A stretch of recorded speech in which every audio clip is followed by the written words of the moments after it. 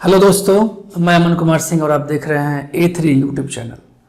आज का जो टॉपिक है वो टॉपिक है, आप देख सकते हैं, यूनिवर्स। यूनिवर्स में भी अगर इसको अलग अलग हम बांटेंगे तो इसमें देखिए टॉपिक क्या है, the earth in the solar system. The earth in the solar system, Hindi में जिसे हम लोग बोलते हैं सौरमंडल में पृथ्वी। आप देख सकते हैं यहाँ पे सौरमंडल में पृथ्वी। देखिए आज जो टॉपिक है इसे शुरुआत का जो 5 मिनट है इसे आपको ध्यान से कुछ सुनना होगा। सुनने के बाद ही आपको एहसास हो सकता है कि क्या ज्योग्राफी इतना आसान भी हो सकता है। अगर 5 मिनट में यह एहसास नहीं हुआ तो जैसा आपका इच्छा, आपके पास तो स्किप का बटन है ही, समझ सकते हैं आप। तो चलिए हम इसको एक कहानी के माध्यम से आपको कुछ समझाना स्टार्ट करते हैं कि इसके अंदर क्या क्या है, या कॉन्सेप्ट क्या है।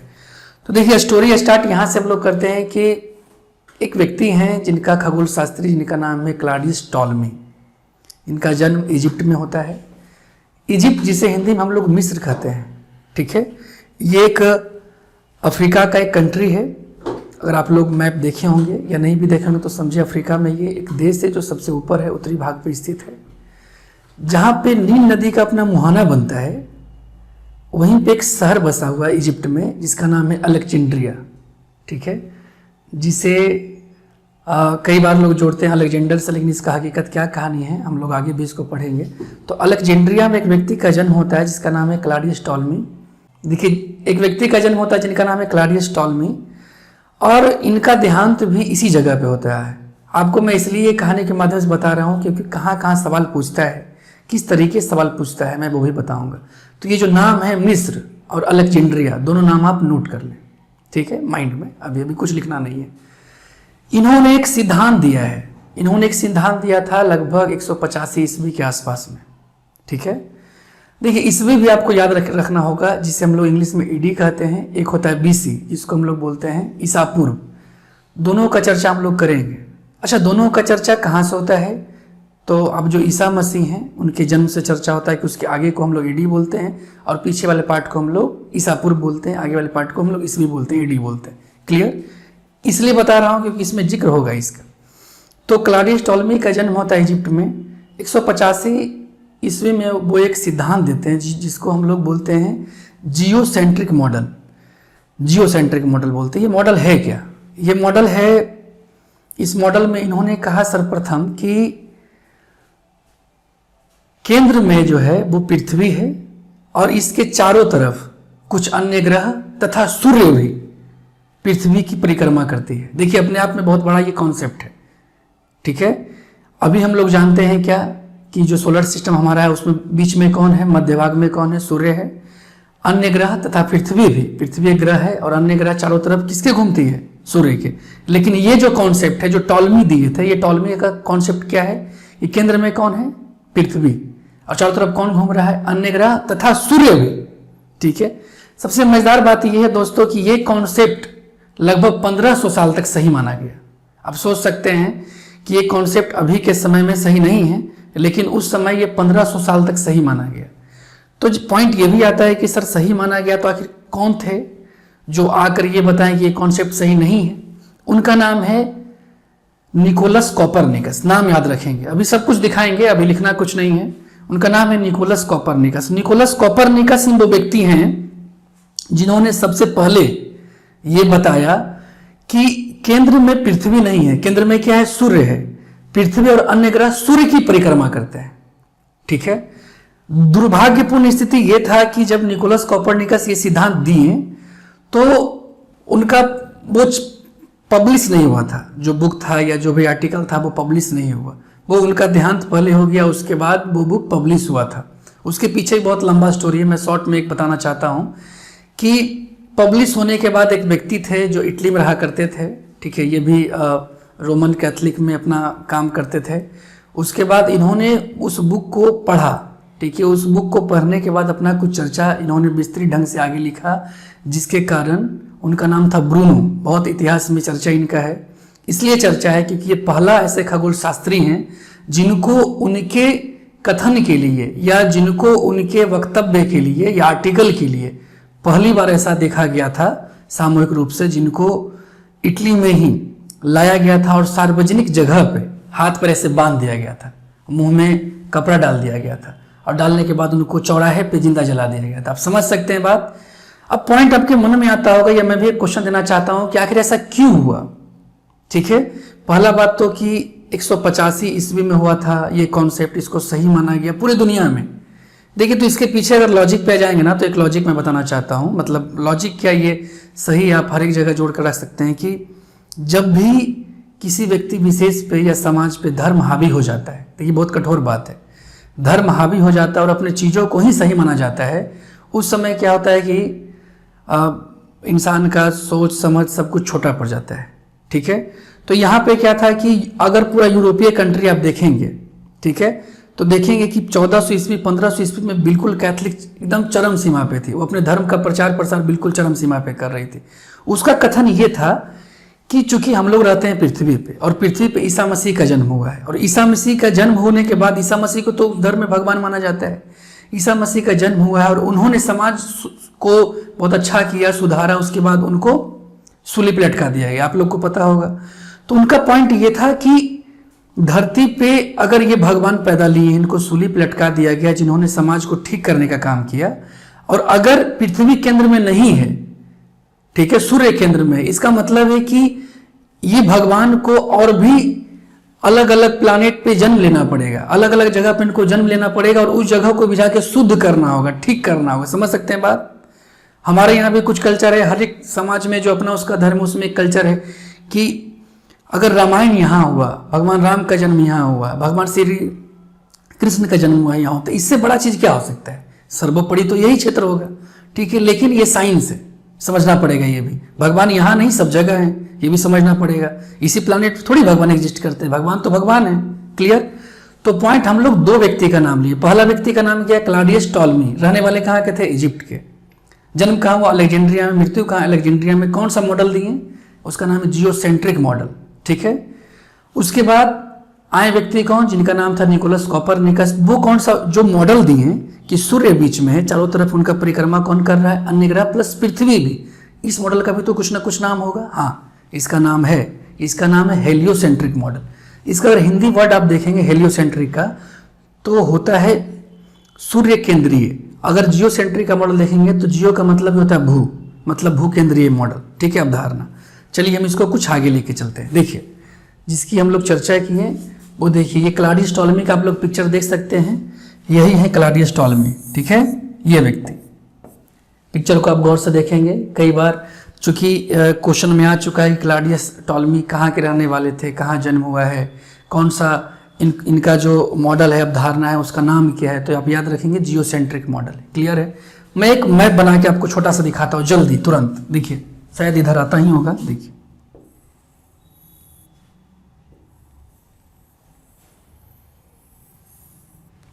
ये देखिए जो क्षेत्र है, इसको हम लोग अफ्रीका कॉन्टिनेंट कहते हैं, अफ्रीका महादेश कहते हैं। और ये जो एरिया है, ये एरिया, यही है इजिप्ट। क्या है, यही है इजिप्ट, यही इजिप्ट है, जिसको हिंदी में हम लोग मिस्र कहते हैं। और इस पे ये जो पॉइंट मैं दूंगा, यहाँ यहाँ यहाँ, यही पॉइंट क्या है, अलेक्जेंड्रिया। ठीक है, याद रहेगा। ठीक है, चलिए हम लोग अगले स्लाइड पे चलते हैं। देखिए, ये है मॉडल जियोसेंट्रिक मॉडल। क्लियर, ये जियोसेंट्रिक मॉडल है। आप पिक्चर अगर देख सकते हैं तो ये टॉलमी का ही है। आप देख सकते हैं इधर कि पृथ्वी केंद्र में क्या है, पृथ्वी। देखिए यहाँ पे अफ्रीका, आप देख सकते हैं, ये अफ्रीका का पिक्चर है। इस तरीके से अफ्रीका कॉन्टिनेंट का पिक्चर है। और ये इजिप्ट है, ये एशिया का भाग है, इधर यूरोप होगा, ये ऑस्ट्रेलिया है, अंटार्कटिका। इस तरीके से हम लोग वर्ल्ड में आगे देखेंगे, क्लास कंटिन्यू होगा। ठीक है। और इसके केंद्र में, ये केंद्र में है, और चारों तरफ देखिए, ये चारों तरफ अन्य ग्रह प्लस सूर्य परिक्रमा कर रहा है। ठीक है, क्लियर। ये मॉडल याद रखेंगे। इसको मॉडल का नाम क्या है, जियोसेंट्रिक मॉडल। क्लियर। देखिए अगले टॉपिक पे उसी का पिक्चर ये है कि बीच में क्या है, अर्थ है। क्या है, अर्थ है। एक मिनट, केंद्र में क्या है, अर्थ है। और देखिए मून हो गया, वेनस हो गया, यहां तक कि सन भी किसकी करेंगे, परिक्रमा, पृथ्वी की। ठीक है। तो ये मॉडल का नाम क्या हुआ, जियोसेंट्रिक मॉडल। इसको आप पिक्चर ले सकते हैं, नहीं तो आपके पास बहुत सारा ऑप्शन है। ठीक है, चलते हैं हम लोग अगला स्लाइड पे। देखिए, यही है निकोलस कोपरनिकस। देखिए पिक्चर इनका याद रखिएगा, बहुत बड़ा योगदान है। ठीक है, निकोलस कोपरनिकस का। ये है निकोलस कोपरनिकस। और इनका जन्म कहाँ हुआ था, ये भी सवाल पूछता है कि निकोलस कोपरनिकस का जन्म कहाँ हुआ था। निकोलस कोपरनिकस का जन्म हुआ है यूरोप कॉन्टिनेंट में, एक देश है जिसका नाम है पोलैंड। आप सुने होंगे, जिसका देश का नाम है पोलैंड। देखिए ये आपको दिख रहा होगा मानचित्र पे, यही देश है पोलैंड। क्लियर, जो लाल लाल दिख रहा है आपको, ये पोलैंड है। ठीक है, अगले चलते हैं हम लोग आगे। देखिए ये इनका किनका, निकोलस कोपरनिकस का मॉडल का नाम क्या है, यहाँ पे मैं लिख दिया हूँ हेलियोसेंट्रिक मॉडल। इसका मतलब क्या है, केंद्र में कौन होगा, सूर्य। देखिए सन केंद्र में है ना, और मरकरी आप देखे होंगे, यहाँ तक कि अर्थ भी, इसको बहुत अच्छे से आप स्टार बना के याद रखेंगे कि अर्थ भी क्या है, किसकी चारों तरफ घूम रही है, सूर्य की। क्लियर, तो इस मॉडल को क्या नाम है, हेलियोसेंट्रिक मॉडल। दोस्तों पर इनका जो कथन है, या इनसे पहले छोटा सा मैं आगे चलता हूँ। देखिए एक व्यक्ति का और मैं चर्चा, जिनके बारे में अभी मैं बताया कि जिनको हाथ बांधकर मुंह में कपड़ा डालकर सार्वजनिक तौर पे जलाया गया था, वो ये व्यक्ति है। आपको शायद दिख रहा होगा, ये व्यक्ति है वो। ठीक है, इन्हीं का नाम है ब्रूनो। क्या नाम है, ब्रूनो नाम है। तो ये है कौन, ब्रूनो। ठीक है, इन्हीं को देखिए सब मिलकर, देख ही रहे हैं, सारा सिपाही मिलकर इनको लेके जा रहा है। अगर नहीं भी दिखेगा, हो सकता है कि लाइट के कारण कुछ कम दिखे, पर इनको आप सर्च करेंगे तो आ जाएंगे ब्रूनो। ठीक है, सार्वजनिक तौर पे इनको जलाया गया था। देखिए इसके बाद भी आगे कुछ है। आगे मैं चलने से पहले एक कहानी आपको फिर सुनाना चाहता हूँ। देखिए कहानी के माध्यम से अगर सीखेंगे ना आप, तो बहुत आसान है। कोई भी पेपर हो, चाहे वो कोई भी सब्जेक्ट हो, खैर मैं किस सब्जेक्ट का चर्चा नहीं करूँगा, मैं अपने सब्जेक्ट का करता हूँ चर्चा।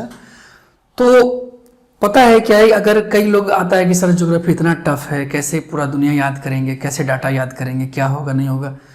तो मेरा एक बहुत क्लियर कट बात है। क्लियर कट बात ये है कि अगर आपको, देखिए थोड़ा बहुत तो याद करना होगा, लेकिन अगर बहुत ज़्यादा रटना पड़ रहा है, इसका मतलब आपका गलती नहीं है।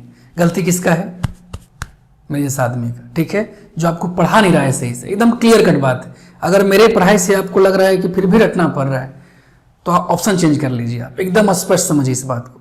ठीक है, तो आप जियोसेंट्रिक मॉडल और हेलियोसेंट्रिक मॉडल, दो मॉडल तो याद हो गया आपको। ठीक है, लेकिन हेलियोसेंट्रिक मॉडल भी बहुत कुछ नहीं बता पाया, कुछ कमी है। कमी क्या है ये समझिए। कमी ये है कि निकोलस कोपरनिकस भी यही बता पाए सिर्फ कि सूर्य केंद्र में है और पृथ्वी और अन्य ग्रह इसकी परिक्रमा करती है। तो क्या हमारा जो यूनिवर्स है इतना ही शामिल है, जिसमें सूर्य और अन्य ग्रह हम लोग का पृथ्वी इतना ही तक तो नहीं है। आप कहेंगे नहीं सर, हम लोग के ब्रह्मांड में तो आकाशगंगा भी है। बिल्कुल सही जवाब। तो इसका भी कोई ना कोई तो खोज किया होगा, सबसे पहले बताया हो गया। बिल्कुल। देखिए अब यहाँ से स्टोरी चेंज करते हैं हम लोग, गियर सेकेंड गियर पे डालते हैं। सेकेंड गियर ये हुआ कि आकाशगंगा के बारे में दूरबीन की सहायता से, दूरबीन की खोज किसने किया था, कमेंट करके आप बताएंगे। ठीक है, उन्हें भी जेल जाना पड़ा था, ये भी कहानी में बता दिया थोड़ा सा। तो दूरबीन की सहायता सबसे पहले जिन्होंने ये प्रतिपादन किया कि नहीं, सौर मंडल ही सब कुछ नहीं है, ये एक आकाशगंगा जिसमें बहुत सारे तारे हैं, बहुत सारे आपका ग्रह हैं, उसका एक छोटा सा पार्ट है सौरमंडल। तो ये सबसे पहले देने वाले कौन थे, इनका नाम था, देखिए विलियम हर्शेल। आप याद नाम रखेंगे, नाम क्या है, विलियम हर्शेल।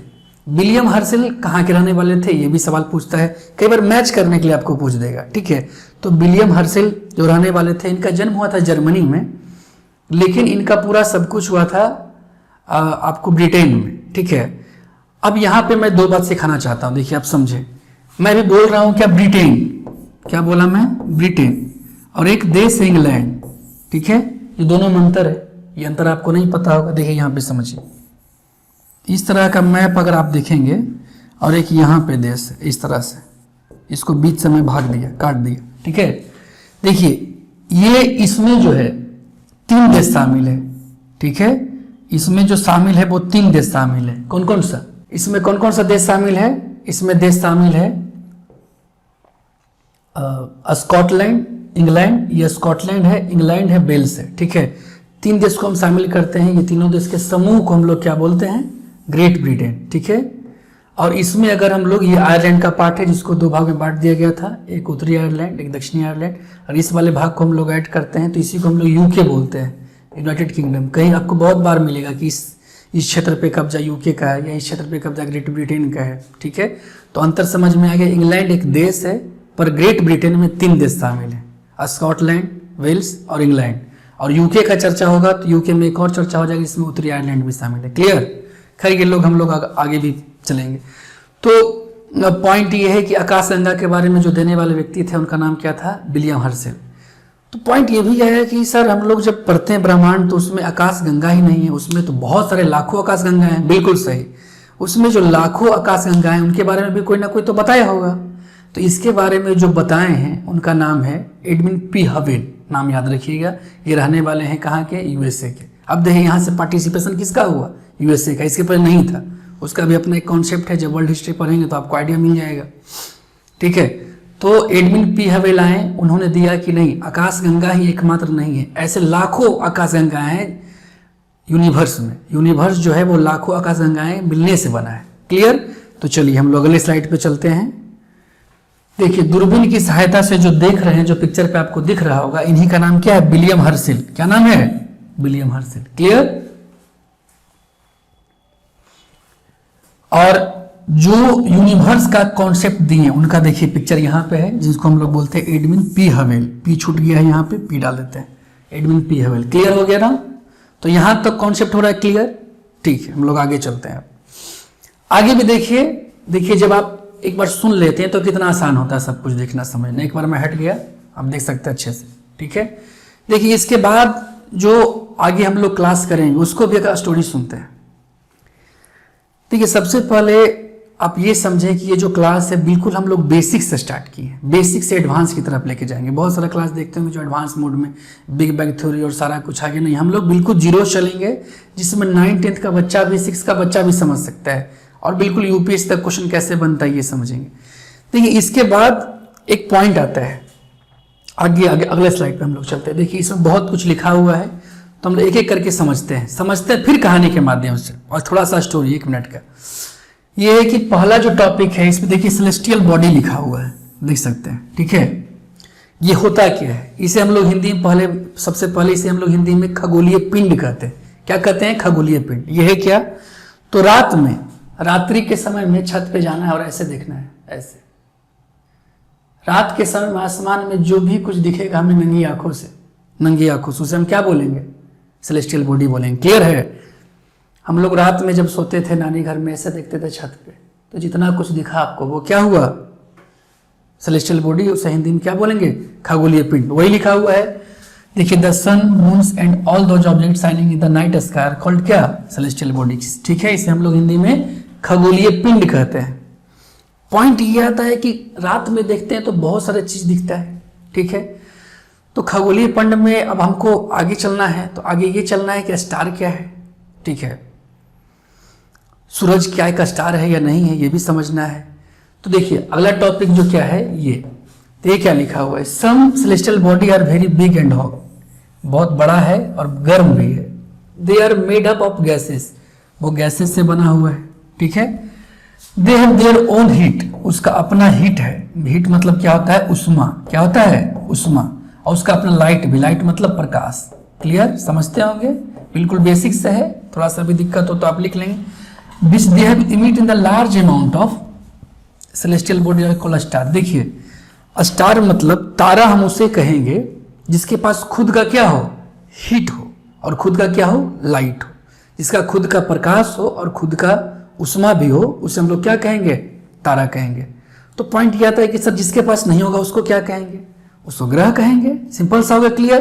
तो तारा और ग्रह में क्या अंतर हो गया कि जिसके पास उष्मा और लाइट नहीं हो उसे क्या कहेंगे, ग्रह कहेंगे, और जिसके पास हो उसका तारा कहेंगे। पर एक अंतर और है दोस्तों, एक अंतर ये है कि जो ग्रह होता है उसके पास अपना लाइट और अपना हीट तो होता नहीं है, साथ साथ उसमें एक और है पॉइंट जिसको जब तक जोड़ेंगे नहीं उसको हम लोग ग्रह नहीं कह सकते हैं। क्या है पॉइंट? पॉइंट ये है कि ग्रह होने के लिए अपना लाइट और अपना हीट तो नहीं होना चाहिए, साथ साथ एक और कंडीशन है, तभी उसको ग्रह बोलेंगे। वो कंडीशन ये है कि उसे सूर्य का परिक्रमा भी करना होगा। ठीक है, उसे क्या करना होगा, सूर्य का परिक्रमा करना होगा, तभी उसे हम ग्रह कह सकते हैं। ठीक है, चलिए तो देखिए आप देख सकते हैं कि रात के समय बहुत सारे तारे दिखते हैं हमें सन में। इस पॉइंट में ये लिखा हुआ है कि तारा जो है आकाश में दिखता है, बहुत छोटा छोटा क्यों दिखता है, इसलिए दिखता है क्योंकि हमसे बहुत दूर है। ठीक है, इस लाइन में वही कहा गया है, अब लाइन को देख सकते हैं, पढ़ सकते हैं। एक पॉइंट और है कि रात में जब हम ऐसे तारे को देखेंगे ना, इस तरीके से हम लोग जब गांव में रहते थे रात में ऐसे देखते थे, या आप भी देख सकते हैं पटना जैसे शहरों में या दिल्ली जैसे शहरों में तो कम दिखेगा पॉल्यूशन के कारण, लेकिन गांव में देखेंगे तो बहुत अच्छे से गांव वाले बच्चे को दिखता होगा। ऐसे छत पे जाने के बाद 7 तारा दिखता है साथ में, 4 तारा 1 2 3 4 आगे पीछे और 3 उसके पीछे दिखता है। गाँव में उसको सतभैवा कहते हैं, समझ रहे बात। वो लोग कहावत चलता था कि 7 भाई है, उसकी माँ एक्सपायर कर गई हैं और चारों भाई कंधा लेके जा रहा है, 3 भाई पीछे से दौड़ते हुए आ रहा है। लेकिन ज्योग्राफी में उसे हम लोग सप्तऋषि कहते हैं। क्या कहते हैं? सप्तऋषि। ठीक है, क्लियर। तो वो क्या है आखिर, सप्तऋषि है क्या? तो देखिए, तारों के द्वारा जब एक अलग अलग प्रकार का समूह बनता है, तारों को जोड़ेंगे तो अलग अलग तरह का कुछ ना कुछ तो लुक देगा, डिफरेंस लुक, उसको हम लोग कॉन्स्टलेशन बोलते हैं। क्या बोलते हैं हिंदी में? नक्षत्र मंडल, नक्षत्र मंडल। और देखिए कई बार जो हम लोग के पुरोहित होते हैं या कोई भी आदमी, किसी को काउंटर नहीं करना है, कोई व्यक्ति हम लोग को बोलते तुम्हारा नक्षत्र खराब हो चुका है, यानी ज्योतिष विज्ञान भी यही से कुछ ना कुछ निकला है, आप समझना पड़ेगा। ठीक है, तो देखिए, तो ये वाला पॉइंट जो है कॉन्स्टलेशन वही कहता है। क्लियर। इसी का एक पार्ट है उर्सा मेजर या बिग बियर, हम लोग पिक्चर में देखेंगे क्या होता है। अगला स्लाइड में देखिए, देख सकते हैं, इसी को बोलते हैं गांव में सतभैवा। समझ रहे बात। इसी को इंग्लिश में क्या बोलते हैं? सप्तऋषि। हिंदी में भी सप्तऋषि कहते हैं। देखिए 7 है, 1 2 3 4 और 3 इधर। ये एक तारों का समूह है जो अलग तरह का क्या दे रहा है, पिक्चर दे रहा है। इसको हम लोग सप्तऋषि कहते हैं, याद रखिएगा। ये देखिए सप्तऋषि, यहाँ भी देखेंगे सप्तऋषि है ये, लेकिन उसके साथ कुछ कुछ और तारा मिलके इस तरह से बियर बना लिया। बियर मतलब क्या होता है, बताइए क्या होता है? देखिए तो बिग बियर लग रहा है, इसी को हम लोग बोलते हैं बिग बियर। क्लियर। चलिए हम लोग अगले स्लाइड पे चलते हैं। देखिए यही है नक्षत्र मंडल। अब आप लोग सोच सकते हैं कि आपका कौन सा नक्षत्र है, यानी कौन सा राशि है। मेरा तो समझ ही रहे हैं कौन सा है। चलिए हम लोग अगले स्लाइड पे इसको अच्छे से आप देखिए, यही है नक्षत्र मंडल। देखिए सबका अलग अलग शेप। देखिए मेष राशि का अलग है, यहाँ देखेंगे तुला, तुला का देखिए तराजू जैसा बना हुआ है ना, तारा से ही बना हुआ है। देखिए लियो का जो है सिंह राशि का देखिए सिर जैसा बना हुआ है। कैंसर कर्क राशि का अलग बना हुआ है। तो सारा राशि का आप देख सकते हैं। ठीक है, इसे हिंदी में क्या बोलते हैं? नक्षत्र मंडल, और इंग्लिश में कॉन्स्टलेशन। चलिए अगले स्लाइड पे चलते हैं। देखिए इसमें इनका चित्र आप याद रखेंगे, ये हमारे आर्यभट्ट हैं। हमारे इसलिए क्योंकि अपने देश के हैं। क्लियर। शायद पिक्चर थोड़ा कम अच्छे से दिखे, लेकिन आर्यभट्ट का पिक्चर है। चलिए, तो इसमें कुछ और पॉइंट लिखा हुआ है। पॉइंट ये लिखा हुआ है कि प्लैनेट के बारे में। तो प्लैनेट तो हम लोग समझ गए कि क्या होता है, ग्रह। ठीक है, इसमें एक पॉइंट लिखा हुआ कि जो प्लैनेट है ये वर्ड कहाँ का है। देखिए ये वर्ड जो है ग्रीक वर्ड है। ठीक है, ग्रीक वर्ड जिसका मतलब होता है प्लैनेटिया। इसका मतलब वो परिभ्रमक बोलते हैं। क्या बोलते हैं? परिभ्रमक। परिभ्रमक को अगर थोड़ा सा अलग करेंगे तो इसका हिंदी होता है चारों तरफ घूमने वाला। तो देखिए एक ग्रह कहलाने के लिए 3 चीज़ें होनी बहुत जरूरी है। पहला चीज़ कि उसके पास अपना लाइट नहीं हो, हीट नहीं हो, प्लस सूर्य के चारों तरफ क्या हो, घूमे, तो उसको क्या बोलेंगे? ग्रह बोलेंगे। क्लियर। ठीक है, यहाँ पे आप देखिए ये है, देखिए मून के बारे में कुछ चर्चा। देखिए मून क्या है? देखिए चंद्रमा, समझना होगा। देखिए चंद्रमा जो है ना वो एक उपग्रह है। अब बोलेंगे सर अभी तक तो जान रहे थे तारा है, तारा जान रहे थे क्या है, ग्रह जान रहे थे क्या, ये उपग्रह क्या है? तो देखिए उपग्रह को सैटेलाइट बोलते हैं। उपग्रह का मतलब ये है कि सूर्य के चारों ओर कौन घूम रहा है? ग्रह। और ग्रह के जो चारों ओर घूम रहा है उसे हम लोग क्या बोलेंगे? उपग्रह। समझ रहे बात। और ग्रह के घूमते घूमते वो सूर्य का ही परिक्रमा कर ले रहा है। ठीक है, पृथ्वी तो आप जानते हैं कि पृथ्वी का केवल एकमात्र है उपग्रह कौन सा है? मून है। तो मून के बारे में कुछ बेसिक चीजें आपको याद रखना है, जो सवाल कहाँ से बनता है ये समझ ले, प्रीलिम्स में भी। देखिए मून के बारे में ये है कि ये लाइन बहुत इंपॉर्टेंट है। ये लाइन एग्जाम में यूपीएससी में डायरेक्ट उठा के पूछ दिया गया है कि some of them have their moons too. इसका मतलब ये है कि बहुत सारे ऐसे भी ग्रह हैं जिनका अपना एक चंद्रमा है। लाइन को समझिएगा, बहुत सारे ऐसे ग्रह हैं जिनका अपना भी चंद्रमा है। इसका मतलब क्या हुआ कि बहुत ऐसे ग्रह हैं जिनका अपना उपग्रह है। सिंपल सा बात है। ये लाइन उठा के पूछ देता है यूपीएससी में। लोग को लगता है ये क्या पूछ दिया भाई, चंद्रमा तो सिर्फ मेरा मामा है, बाकी का तो मामा है ही नहीं। समझ रहे बात। चलिए तो हम लोग यहाँ पे समझते हैं। देखिए ये the sun 8 planets, satellites and some other celestial body known as asteroid, meteoroid। देखिए एस्ट्रॉइड मेट्रॉइड को हम लोग 2 मिनट आगे इसका बात होगा। ये क्या कहा गया है, ये कहा गया है कि जो सौरमंडल अपना है उस सौरमंडल में, बहुत लोग पूछेंगे ना कि सौरमंडल में क्या है, तो बोलेंगे सौरमंडल में 8 ग्रह है। ठीक है, तो खत्म हो गया कि 8 ग्रह हो गया तो खत्म हो गया, नहीं। आपको बोलना है कि सौरमंडल में केवल 8 ग्रह नहीं है, 8 ग्रह के साथ साथ क्या क्या है, एस्ट्रॉइड मेट्रॉइड दोनों है। देखिए एस्ट्रॉइड का हिंदी क्या होता है, क्षुद्र ग्रह। क्या होता है, क्षुद्र ग्रह। अब मेट्रॉइड का हिंदी क्या होता है, उल्का पिंड। ये दोनों को शामिल करेंगे तब बोलेंगे सोलर सिस्टम कंप्लीट हुआ। क्लियर। देखिए आर्यभट्ट का भी चर्चा होता है ज्योग्राफी में, बहुत इंपॉर्टेंट। इन्होंने एक बात कहा जो बात बिल्कुल आज तक सही है। इनका बात ये कहा गया था कि देखिए लाइन आप समझ सकते हैं, Aryabhatta was the famous astronomer of the Indian ancient India. He said that the moon and the planet shine due to the reflection of sunlight. देखिए इनका नाम था कि हमारा चंद्रमा और पृथ्वी पे जो प्रकाश है, जो चमक है, वो सूर्य के प्रकाश का है, सूर्य के प्रकाश से है, इसका अपना प्रकाश नहीं है। जो कि सही बिल्कुल है बात, कॉन्सेप्ट बिल्कुल सही है। तो आर्यभट्ट का क्या बात सही हुआ, कोई पूछेगा तो बताना ये है कि आर्यभट्ट का ये कथन सही हुआ कि सूर्य के प्रकाश से ही चंद्रमा भी और पृथ्वी भी प्रकाशित है। क्लियर।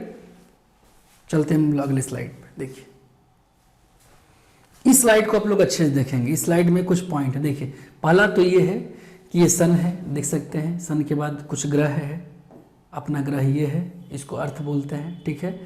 और ये जुपिटर है, इसको बृहस्पति बोलते हैं। मार्स को मंगल कहेंगे। ये सबसे पहले बुध हो गया, फिर शुक्र हो गया। ठीक है। ये जो है, ये डॉट डॉट डॉट डॉट आप लोग को दिख रहा होगा, इसे हम लोग एस्ट्रॉइड कहेंगे, इसी को हम लोग क्षुद्र ग्रह कहेंगे। तो ध्यान से आप देखेंगे कि क्षुद्र ग्रह किसी और में है क्या, यहाँ पे है नहीं, यहाँ पे है नहीं, यहाँ वहाँ तो होगा ही नहीं, यहाँ पे है नहीं, कहाँ पे है, तो मंगल और बृहस्पति के बीच में। मंगल और बृहस्पति के बीच में जो छोटे छोटे पार्टिकल्स है, जो ये भी घूमते रहते हैं, इसे हम लोग क्या बोलते हैं, एस्ट्रॉइड बोलते हैं। क्लियर है। ठीक है। ये पिक्चर क्या है, देखिए ये पिक्चर में क्या कहा गया है। तो इस पिक्चर को आप देखेंगे तो ये जो पाथ है, कई बार पूछा जाता है कि सन के, सूर्य के जो चारों तरफ घूमता है ग्रह, उसका पाथ कैसा है, दीर्घवृत्ताकार बोलते हैं। क्या बोलते हैं, दीर्घवृत्ताकार। ठीक है।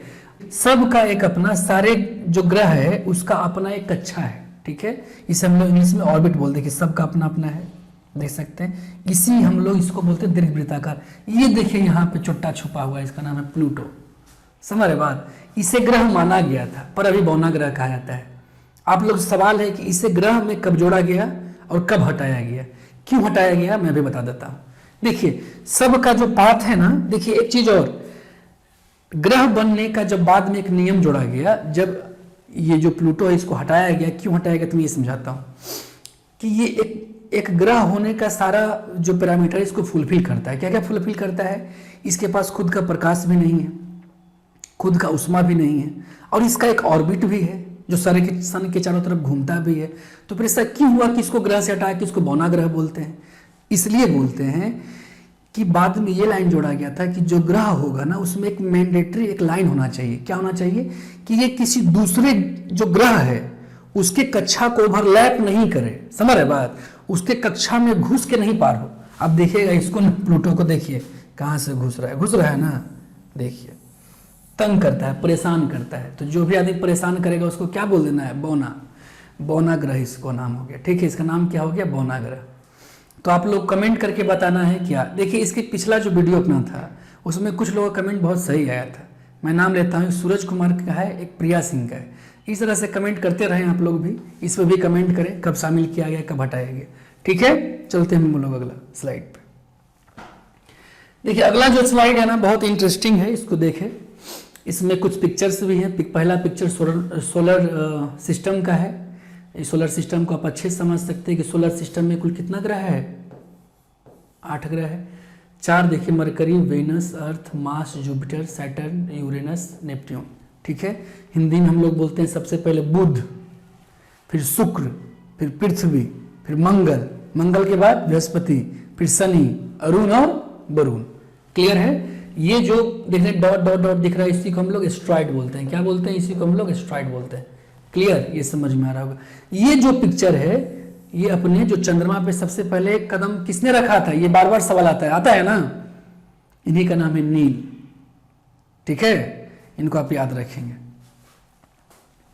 उसके बाद देखिए ये जो पिक्चर है, ये पिक्चर चंद्रमा का है। देखिए ये पिक्चर मून का है, और मून से देखिए सन कैसा दिखता है, समझ रहे बात, सॉरी पृथ्वी कैसा दिखता है, समझ रहे बात। तो ये किसका है, चंद्रमा का है। एक सवाल ये भी है कि क्या चंद्रमा पे जीवन है। देखिए अभी तक जो शोध हुआ है उसके अनुसार तो कहा जाता है कि है, थोड़ा डिफिकल्ट ही है, समझ रहे ना बात। और एक पॉइंट जो पूछा गया सवाल ऑब्जेक्टिव बेसिस पे कि चंद्रमा पे भी जो हम लोग को काला काला दिखता है ना, धब्बा धब्बा, चंद्रमा को जब देखते हैं तो वो क्या है, वो पर्वत है। आप देखेंगे चंद्रमा पे माउंट एवरेस्ट से भी ज़्यादा ऊंचा है श्रृंखला।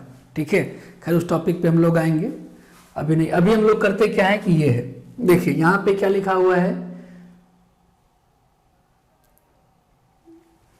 इसमें मेन जो हम लोग अभी सारा चीज़ बता ही चुके हैं कि सोलर सिस्टम में कौन कौन सा शामिल है।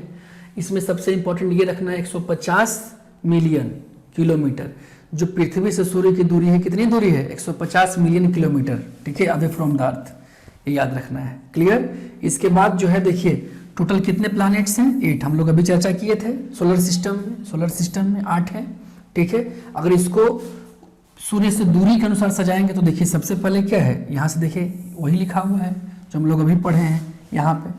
ठीक है, इसके बाद जो देखिए जो पथ जिस पे घूमता है, जिसका ऑर्बिट है वो कैसा है, देखिए यहाँ पे लिखा हुआ है, इसी को हम लोग दीर्घवृत्ताकार बोलते हैं। ठीक है, दे आर कॉल्ड ऑर्बिट्स। चलिए, और देखिए ये पॉइंट आपको समझना है जिसकी चर्चा हम लोग पिछले क्लास में भी किए थे, यहाँ भी कर देते हैं। देखिए the earth is the third nearest planet, तीसरा सबसे नजदीक है ग्रह। ठीक है, चलिए इसके बाद है पॉइंट ये, इसको समझना है कि ज्वाइड मीन्स अर्थ लाइक शेप। देखिए ज्वाइड, पृथ्वी को हम लोग कहा जाता है, जब भी आपसे सवाल पूछा जाए कि पृथ्वी का शेप कैसा है तो हम लोग बोलेंगे पृथ्वी का शेप ज्वाइड शेप है। हिंदी में इसे भूआभ कहते हैं, और इसको और अगर तोड़ कर बोलिएगा तो इसका मतलब होता है पृथ्वी के जैसा। ठीक है, ऐसे हिंदी याद रखेंगे इसको, भूआभ, इंग्लिश में ज्वाइड। ठीक है, हम लोग अगले स्लाइड पे चलते हैं। हाँ, ये स्लाइड देखिए बड़ा मज़ेदार है।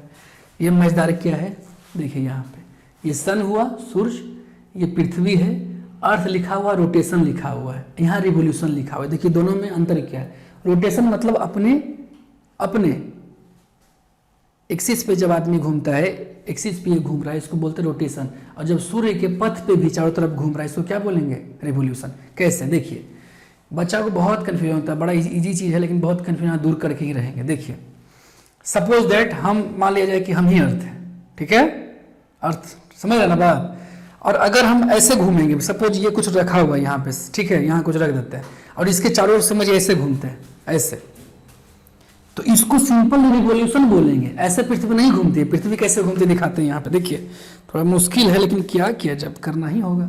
देखिए ऐसे घूमती है, हम घूम रहे हैं चारों तरफ, समझ रहे हैं बात, और उसके बाद ऐसे ऐसे घूम रहे हैं, मतलब अपने एक्सिस पे भी घूम रही है, चारों ओर भी घूम रही है। क्लियर हो रहा है ना बात। तो याद रखना, पृथ्वी ऐसे घूमती है, सूर्य की परिक्रमा करती है, और जो ऐसे ऐसे घूम रहा है ना पृथ्वी, ये 24 घंटे में पूरा होता है, और जो पूरा राउंड ले रहा है उसमें लगता है 365 दिन। ठीक है, कुछ घंटे भी हैं, उसको हम लोग आगे देखेंगे। समझ में आ रहा है इतना? चलिए ठीक है। हाँ चलिए, हमारे कैमरा मैन एक चीज और बोले, चलिए इसको सिंपल ऐसे भी समझते हैं कि ये मान लिया जाए कि सूर्य है, ठीक है, और ये हम लोग इसको घूमने का दो तरीका हो सकता है। एक तरीका हो सकता है सिंपल, देखिए ये हिल नहीं रहा है, कॉन्स्टेंट ऐसे घूम रहा है, लेकिन पृथ्वी ऐसा नहीं घूमती है, पृथ्वी ऐसे ऐसे घूमती है। समझ रहे बात, अपने एक्सिस पे घूमते हुए ऐसे ऐसे घूमती है। समझ रहे ना बात, घूम कर दिखाया अभी, क्लियर हो रहा है?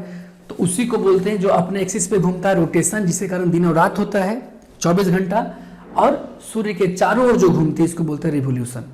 ठीक है, तो मून का भी कुछ ऐसा ही कहानी है। मून ऐसा नहीं है कि ये अर्थ हो गया और चारों तरफ ऐसा ही घूम लेती है, नहीं, लेकिन मून के लिए एक बहुत इंटरेस्टिंग फैक्ट है, ये जानना बहुत जरूरी है, और ये बड़े बड़े सवाल में पूछा है, यूपीएससी और अदर पीसीएस में पूछा है क्या, कि पता है मून के बारे में कॉमन चीज क्या है कि इसे ये पृथ्वी है, पृथ्वी के चारों तरफ घूमने में जितना समय लगता है लगभग लगभग उतना ही समय इसको ऐसे भी घूमने में लगता है। समझ रहे बात? यानी इसको रोटेशन करने में, देखिए ये रोटेशन हो रहा है, देखिए रोटेशन करने में भी उतना ही समय लगता है जितना समय इसको पृथ्वी के चारों तरफ रिवोल्यूशन करने में लगता है। समझ रहे बात ना? तो ये पॉइंट याद रखेंगे, ये क्वेश्चन पूछता है, यही पॉइंट यहाँ लिखा हुआ है सारा। ठीक है, शुरुआत से आप देख सकते हैं, ये आप याद रखेंगे। ठीक है, ये आप याद रखेंगे कि लाइट जो है, सूर्य का प्रकाश का जो गति है, गति, ये तो बीपीएससी में पूछा है खुलेआम कई बार। ठीक है, वो उसका कितना है तो आप देख लेंगे 3 लाख किलोमीटर पर सेकेंड है। ठीक है, और अगर इसको हम लोग देखेंगे कि सूर्य का किरण पृथ्वी तक पहुंचने में समय कितना लगता है तो अबाउट 8 मिनट। अगर एग्जैक्ट आप देखेंगे तो कई बार कहीं कहीं मिलेगा आपको 8 मिनट 16 सेकेंड, कहीं कहीं मिल सकता है 8 मिनट 20 सेकेंड भी, लेकिन 16 को ज़्यादा माना जाए। ठीक है, और अगर 8, 9, 10 सेकेंड रहे तो 8 पे क्लिक करना है। ठीक है, आगे क्या है देखिए, human made satellite artificial body से बनता है तो जानते ही आप लोग। देखिए इंडियन सैटेलाइट आप देख सकते हैं, सैटेलाइट ही है बाबू, ये सैटेलाइट ही है। ठीक है, मानव निर्मित उपग्रह। ठीक है, यह मानव निर्मित उपग्रह आप देखते हैं जो कई जगह श्रीहरिकोटा और कई जगह से, समझ सकते हैं ना बात। अभी देखिए कुछ दिन पहले मॉम गया था मंगल पे, है ना, आपको पता ही होगा, तो ध्यान रखिएगा वो। उसके बाद आगे हम लोग चलते हैं, ये कि पॉइंट ये है कि सर खड़ा होकर जब हम देखते हैं चंद्रमा को छत पे, तो चंद्रमा तो बहुत बड़ा दिखता है, पर आप कहते हैं कि जो और दिख रहा है दूर में वो तारा है, उसके पास अपना लाइट है, अपना हीट है, पर बहुत छोटा क्यों दिखता है? तो सबसे इसका आसान उत्तर ये है कि चंद्रमा हमारे पृथ्वी से बहुत नज़दीक है और जो तारा है वो बहुत दूर है, इसलिए वो छोटा छोटा दिखता है। समझ रहे बात? इसका छोटा सा एग्जाम्पल ले सकते हैं आप एरोप्लेन को भी। एरोप्लेन सामने से कितना बड़ा होता है पर ऊपर कितना लगता है, पिद्दी सा है। समझ रहे ना बात? तो और पृथ्वी से जो चंद्रमा की दूरी कितनी है तो यहाँ देखिए 3,84,400 किलोमीटर। ये भी प्रीलिम्स एग्जाम में पूछ चुका है, कितना है 3,84,400 किलोमीटर। क्लियर?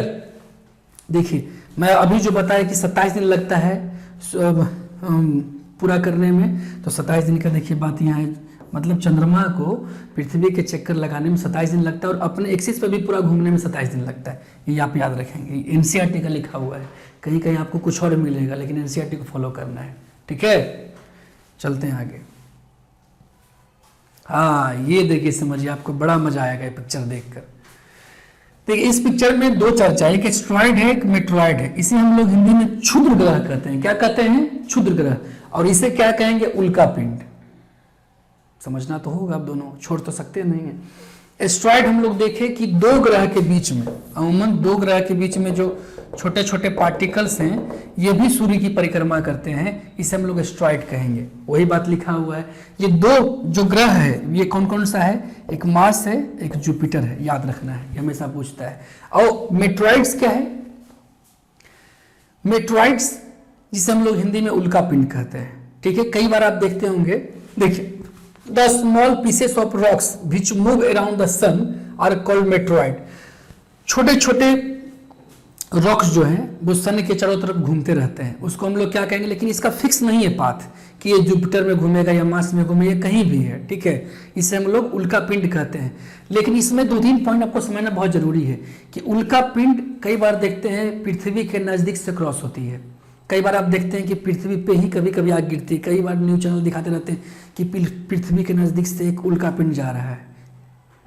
कई बार आप देखते हो कि पृथ्वी पे भी उल्का पिंड आग गिरा है। सवाल बहुत बार ये पूछता है कि उल्का पिंड जब पृथ्वी के नज़दीक आता है तो उसमें जलने को क्यों लगता है, उसमें ज्वलनशीलता क्यों आ जाती है?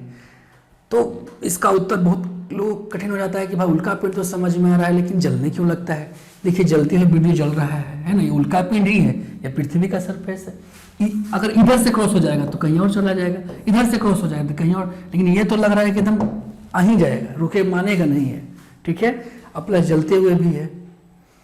तो जलने का इसका रीजन ये है कि अपना जो एटमॉस्फेयर है, वायुमंडल है, उसमें अलग अलग तरह का देखिए धूलकन है, उसके संपर्क में और कितना गति से अपने तरफ पृथ्वी खींचती है, आता होगा ऊपर से। तो जब इससे मिश्रण होता है ना तो घर्षण पैदा होता है, घर्षण। समझ बात? घर्षण। और घर्षण होने से इसमें चिंगारी से आग लग जाता है। ठीक है। कई बार आग लग गया तो आते थे समझिए वहीं पे जल गया, थोड़ा बहुत पार्ट नीचे गिरा, लेकिन कई बार पूर्ण रूप से जल नहीं पाता है, तो ये धरती पर गिरता है। इसी का देखिए एक पिक्चर यहाँ है, ये वाला, ये उल्का ही पिंड है। ये कहाँ है पता है? अफ्रीका में एक देश है, इसका नाम है नामीबिया। नामीबिया में ये उल्का पिंड गिरा हुआ है, उसी का पिक्चर है। ठीक है, आपको कमेंट करके ये बताना है कि फिलहाल में रसिया में या किसी और देश में कब कब उल्का पिंड इधर करंट सिनेरियो में गिरा है पिछले 10-20 साल में। ठीक है, कहाँ कहाँ उल्का पिंड गिरा है ये कमेंट करके जो बताएंगे बहुत खुशी होता है। देखिए बहुत मेहनत लगता है बनाने में, आप समझ सकते हैं बात। तो कुछ तो सर को भी खुश करो यार। ठीक है, चलते हैं आगे। हाँ, ये देखिए समझिए बात, ये पिक्चर में देखिए दो तरह का पिक्चर है, एक ये है और एक ये है। इसको देखिए, देखने से नहीं लगता बिल्कुल सफ़ेद सफ़ेद दूध की तरह?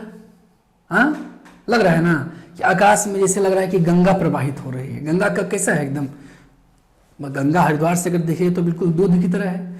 तो इसीलिए इसको हम लोग आकाश गंगा कहते हैं हिंदी में। ठीक है, इसका नाम क्या है? गैलेक्सी है। ये देखिए गैलेक्सी है, ये मिल्की वे है, इसको आकाश गंगा कहते हैं। आकाश गंगा और ये हुआ आपका ब्रह्मांड, यूनिवर्स। इसके बारे में हम लोग शुरुआत में ही बता दिए थे कि आकाश गंगा मतलब ये हुआ कि उसमें बहुत सारे तारे, बहुत सारे ग्रह मिलकर आकाश गंगा। और ब्रह्मांड का मतलब क्या है कि बहुत सारा ग्रह तारा मिलकर क्या बना है? ब्रह्मांड बना है। पर एक सवाल और पूछता है, जो लाइन बहुत डिनोट करते हैं, बहुत अच्छे से याद रखिए। देखिए यहाँ पे कि a galaxy is a huge system of billions of stars and clouds of dust.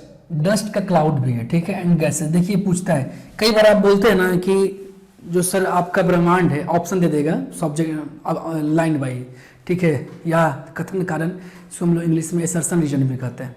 पूछ देगा कि जो ब्रह्मांड है वो सिर्फ ग्रह और तारा से मिलकर बना है। और एक कथन ये दे देगा कि जो ब्रह्मांड है वो ग्रह, तारा, क्लाउड ऑफ डस्ट मतलब धूलकण, ठीक है, बादलों, और उसमें इन सब चीज़ों से मिलकर बना है। तो आपको उत्तर क्या देना है कि सारा चीज़ शामिल है, उसमें गैस भी शामिल है, उसमें क्लाउड ऑफ डस्ट भी शामिल है, स्टार्स भी शामिल है, एस्ट्रॉइड भी शामिल है, मेट्रॉइड भी शामिल है, सब कुछ मिलकर क्या बना है? ब्रह्मांड। और कितना? अनंत, मतलब बिलियंस ऑफ स्टार्स बोल सकते हैं, बिलियंस ऑफ स्टार्स बोल सकते हैं। समझ रहे बात? कोई काउंट तो किया नहीं है, एक अंदाजा है कि बहुत सारा है। तो आज का चैप्टर जो है हमें लगता है संभवतः खत्म हुआ, और हमें लगता है कि आप लोग को बहुत मज़ा आया होगा। ये कहानी आप लोग अगर याद रखेंगे तो बहुत आसान है। तो दोस्तों आप लोग को ये काम भी करना है, अभी जाना नहीं है, खत्म थोड़ी हुआ। अभी ये काम कौन करेगा? ये काम भी तो करना है, घंटी बजा देना है। ठीक है, तो मिलते हैं हम लोग फिर अगले क्लास में। Bye, thank you so much.